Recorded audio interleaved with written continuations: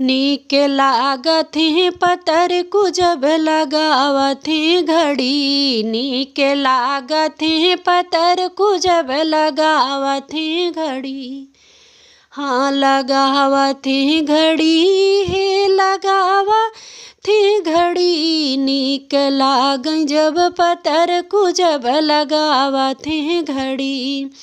सोने की थारी में जेवना बनाए। सोने की थाली में जेवना परोसे। जेवना न जेव जब उठावत है छड़ी। नीक लागत है पतर को जब लगावत है घड़ी। नीक लागत है पतर को जब लगावत है घड़ी। नीक लागत है पतर को जब लगावत है घड़ी।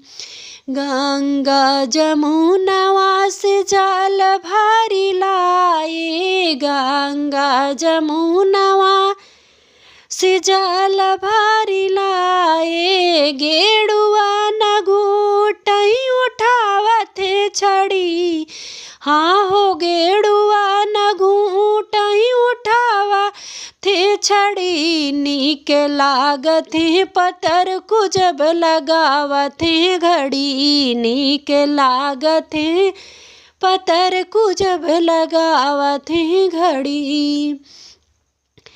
लवंगा इलायची के बीरवा लगावले हो। लवंगा इलायची के बीरवा लगावले। बीरवा लगावले हाँ बीरवा लगावले। बीरवा न कूच जब उठावत है छड़ी। नीक लागत है पतर को जब लगावा थे घड़ी। नीक लागत है पतर को जब लगावत है घड़ी।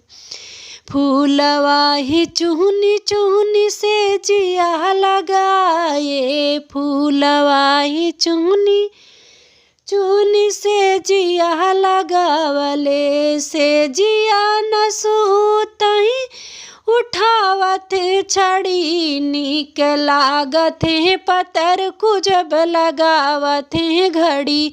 नीक लागत है पतर को जब उठावत थे छड़ी। नीक लागत है पतर को जब